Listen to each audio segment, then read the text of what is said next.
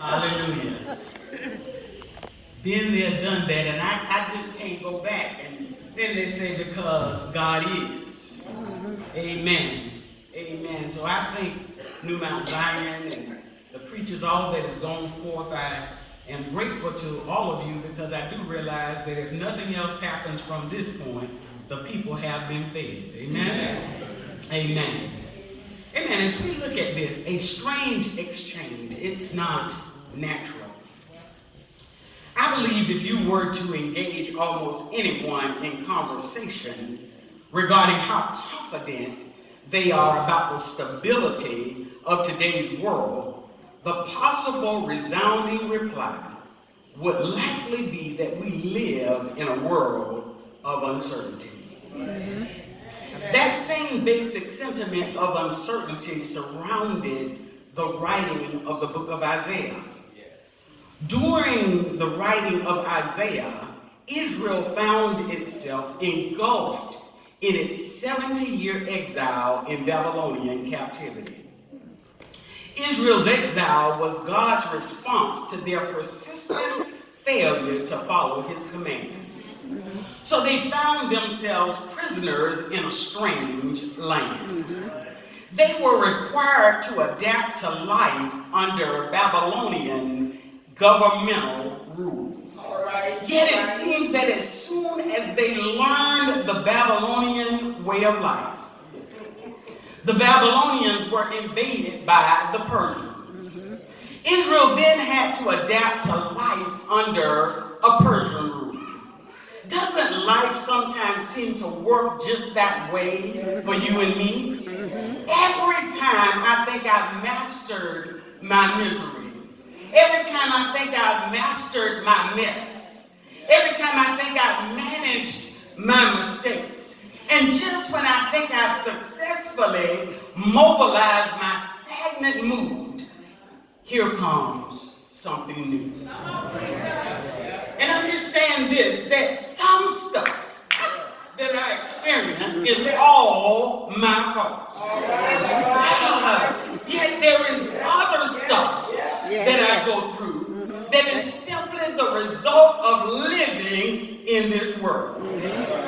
You see, it is like this. Sometimes we are standing on the curb of life, and a car passes by and hits a mud puddle. And we get mud splashed all over us simply because we happen to be standing on the curb. It's not our fault. We didn't do anything to cause it. We didn't do anything wrong. It just happens. It's kind of like the testimonies of those about cancer this morning. They just happen to be living and cancer stopped by their door. Without a doubt, Israel was experiencing some added influx and uncertainty. They were experiencing it over this change in leadership. So to help Israel, God assigned the prophet Isaiah. And he wrote in chapter 40 as a word of comfort to Israel to remind them that despite the uncertainty of their times, without question, God is in control. Hallelujah. But not only was it a word of comfort to Israel during their time of struggle, it is a word of comfort to us today. You see, for me, the assurance that God is in control is truly a comforting power in my life. Because day by day, I realize more and more that I have control over nothing. Thus, the value of the promises that I find in the Word of God provide me soothing comfort to know that I do not have to worry and that I do not have to fret. I realize that this is a strange way to talk because by nature as a people, we like to figure things out. I realize that for most of us, it's simply not natural to relax and ride the wave of life. But when I experience unsettling circumstances, I must often remind myself to not be consumed by the outer appearance of my circumstances, but rather to look past what I see and realize that God is working for me a more eternal weight of glory that goes beyond what I see going on around me. I believe the preacher just put it this way. He said we got to deal with the reality of where we are, but we got to trust in the truth of what God has said. All right. The story is told of a man who was shipwrecked on an abandoned island. Through much pain and effort, this man managed to build himself a hut so that he could be protected from the elements. But not only did the hut serve to protect him from the elements, but the hut also served as a storage for the few possessions that he had managed to salvage. Every day, this man would look from the cover of the hut to look across the horizon, hoping to spot a passing ship so that he could be rescued. However, one day after he had been out searching for food, he returned only to find that his hut was completely engulfed in flames. The man was utterly devastated by the fact that he had lost his protection and that he had lost the last few possessions that he had. But the next morning when this man woke up, he spotted a ship that had docked on the island. The captain of the ship came up to the man and he said to him, "Sir, we saw your smoke signal that you sent up and we came to rescue you."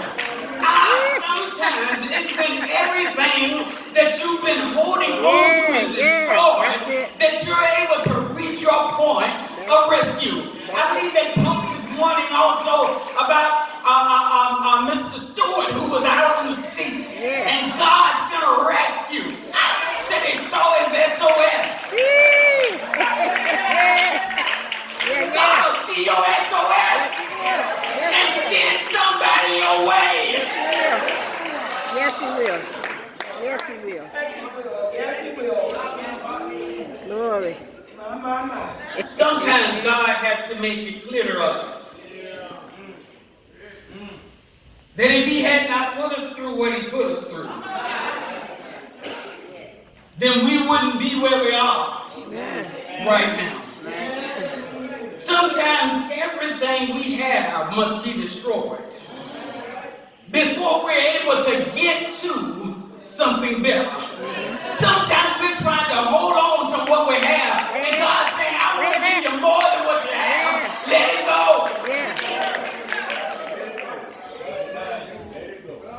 When we experience these things, we don't like it. We don't want it. But it has a way of saving our lives.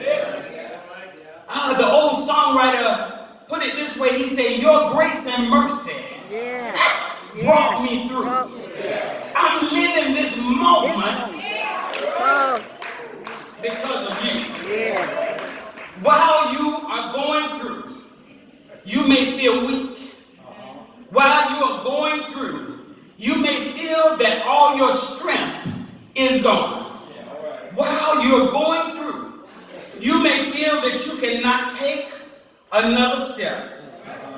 But you've got to remember that life takes place over a series of events. Life is not just one event. It reminds me of a preacher friend of mine who tells the story of when he went off to college. He said that one of his humanities professors required their class to attend a play. And my friend says that he grew up in the projects and he had not been exposed to cultural settings. But he says he and his other uncultured friends went to the play, although they dreaded the thought of having to go. But he says when they got there and they began to watch the play, they found themselves pleasantly surprised. They were surprised that the play was pretty good. So at the end of the act, he says, the theater dimmed the lights and closed the curtains. And he says at that point, he and his friends began to clap with enthusiasm. But then the curtains reopened, and the actors came back and performed some more. And again, it was very good. And when the theater dimmed the lights and closed the curtains, he and his friends clapped even harder. He said this went on a couple of more times until an African-American usher was standing there. And he eased up to him and his friends and whispered to him and said, son, at a play, don't clap when they dim the lights and close the curtains, because it's not over. They're just changing the scene. In our life, sometimes we have some experiences, and it's just that they are dimming the lights and closing the curtains, and we tend to think that it's all over. But in reality, let me encourage you to hold on, because God is just changing the scene. You may feel weak and you may feel weary. You may feel faint, but wait on the Lord, because he's just changing the scene. And then there is also something else I began to realize about whenever the scenes of life change. Every time there's a change in the scene, there's also an upward shift in the story. Every time there's a change in the scene, there's an upward shift in the story. Today we call it going to a new level. But our ancestors used to say, and this is homecoming, they used to say, every round goes higher and higher. But even though at the onset of a scene change, there can be some uncomfortableness, you need to understand that every curtain change is building toward a powerful climax. In other words, if you surrender and ride the wave, it keeps on getting better and better. And it keeps on getting stronger and stronger. So God told the prophet Isaiah to send a message that says, lift up your eyes on high, and behold who have created these things that bring out the host by number. For he calleth them all by their names, by the greatness of his might. For he is strong in power, and not one of them fails. So why sayest thou, O Jacob? You can put your name in there. Why sayest thou, O Cynthia? Why sayest thou? Why speakest thou, O Israel? Why speakest thou, O new Mount Zion, saying, my way is hid from the Lord, and my judgment is passed over from God? For he says, you don't really understand. He says, hast thou not known? Hast thou not heard? That the everlasting God, the Lord, the creator of the ends of the earth, he fainteth not, neither is he weary. There is no searching of his understanding. He said, listen, he doesn't faint. He doesn't get weary. He is not confused about anything. He said, but this is what he is. He said, he giveth power to the faint. And to them that have no might, he increases strength. I know it ain't natural, but he said, even the youth shall faint and be weary, and the young men shall utterly fall. But they that wait upon the Lord shall renew their strength. They shall mount up on wings as eagles. They shall run and not be weary, and they shall walk and not faint. So when the lights dim and the curtains close in your life, do like Jesus instructed the disciples after his resurrection and ascension back to heaven. He said, just wait on me. exchange is going to take place. Yeah. He said if you wait on him, he's going to endow you with a supernatural power. He's going to endow you with a power that exceeds what you're able to do in your natural man. So wait on him, for the power of his exchange is from your spirit to an installation of his Holy Spirit. He'll let you run and not get weary. He'll let you walk and not faint. He'll let you mount up on wings like an eagle. He said, well, now, what is so special about an eagle? What is so special about an eagle? Well, an eagle has the ability to give us a pictorial of what life is like for the believer who fully trusts and depends on the guidance of the Holy Spirit. No, it is not our natural inclination to be led by God's Spirit. And God knew that this would be an unnatural and foreign concept for us. So he encouraged us to exchange our puny strength for his extraordinary strength, so that we would be able to do in his supernatural strength what we can't do on our own. Somebody say, my soul looked back and wonder how I got over. All you're really saying is, when I look back, there's no earthly reason why I was able to make it.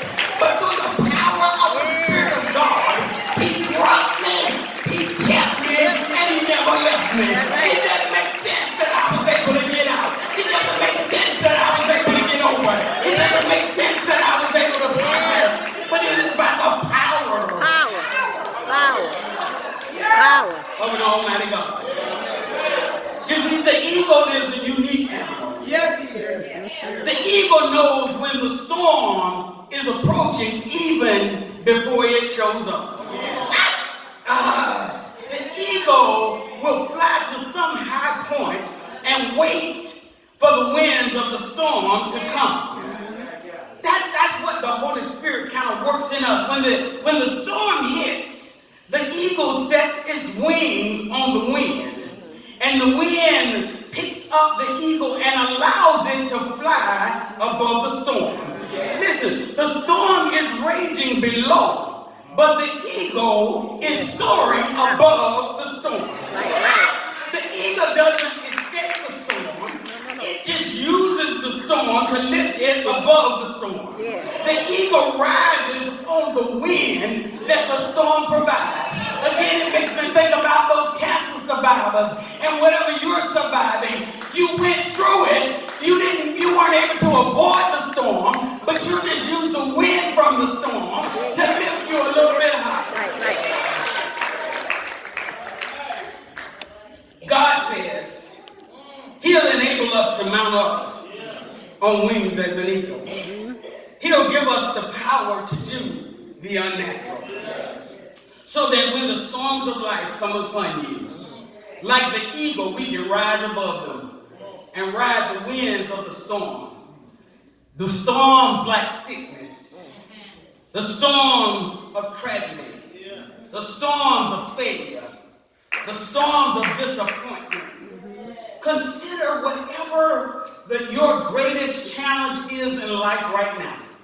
And whatever that may be, you need to take that and make a strange and unusual exchange. And let those things lift you higher and let them make you stronger.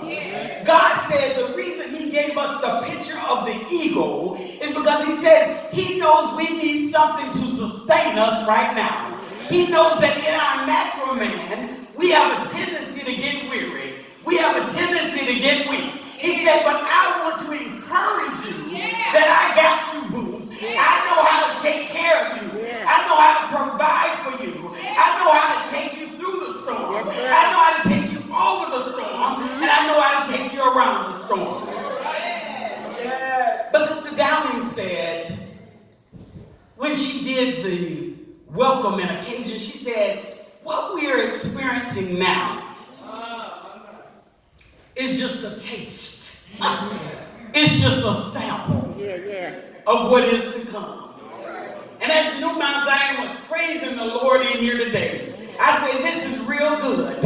we're able to come together and glorify his name and think about the goodness of Jesus and all that he's done for us.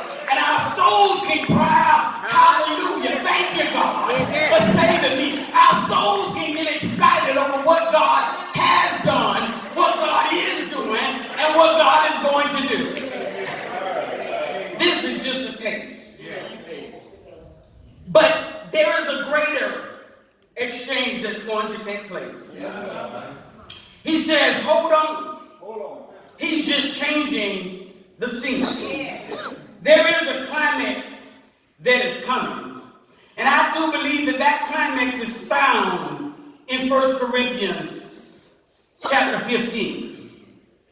For 1 Corinthians chapter 15, starting in verse number 41, says it like this, and I'm going to leave you alone. The sun has one kind of glory, and while the moon and the stars each have another kind. And even the stars differ from each other in their glory. He says, in the same way, with the resurrection of the dead, our earthly bodies are planted in the ground when we die, but they will be raised to live forever. Our bodies are buried in brokenness, but look at the exchange. But they will be raised in glory. They are buried in weakness, but they will be raised in strength. They are buried as a natural human body, but they will be raised as spiritual bodies. But just as there are natural bodies, there are also spiritual bodies. Right. The scripture tells us the first man, Adam, became a living person. But the last man, that is Christ, is a life-giving spirit. What comes first is the natural body, then the spiritual body comes later.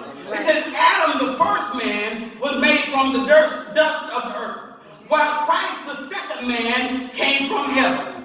Earthly people are like the earthly man, and heavenly people are like the heavenly man. Just as we are now like the earthly man, we will someday be like the heavenly man. What am I saying, dear brothers and sisters? Is that our physical bodies cannot inherit the kingdom of God.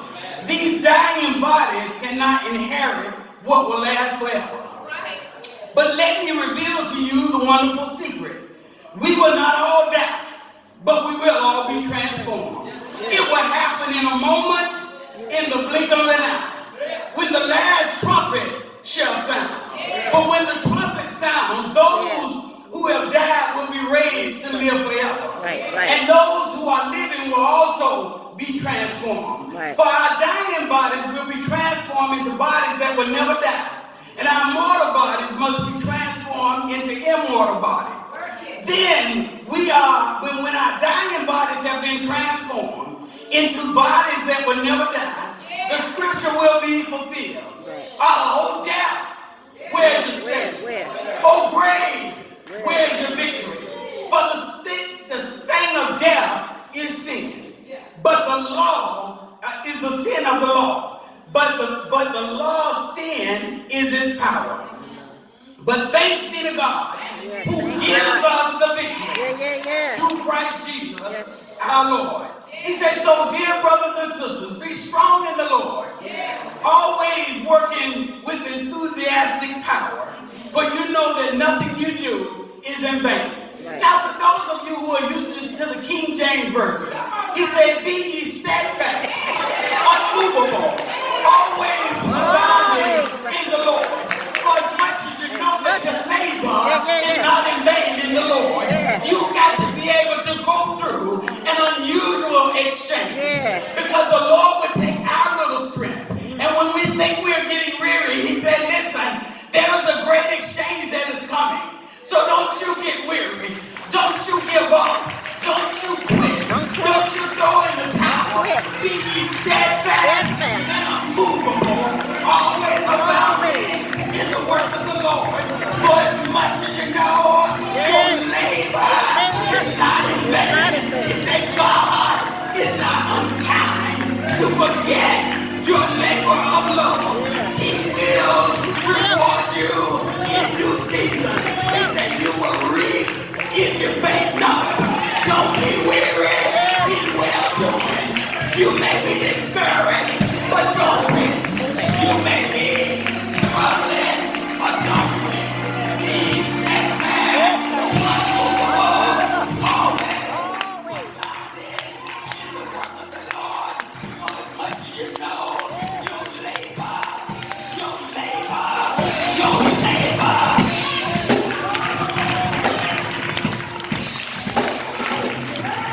Folk may not appreciate you down here, but remember you're not working for folk. I think that's what the man over here has in his mind.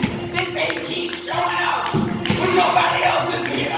He keeps showing up and he keeps working. And they say they've been paying for us. He said, no, I'm working. I'm working.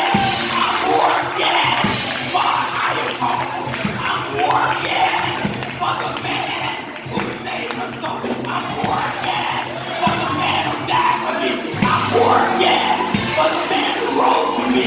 I'm working for the man who saved me. I'm working for the man who's coming back for me.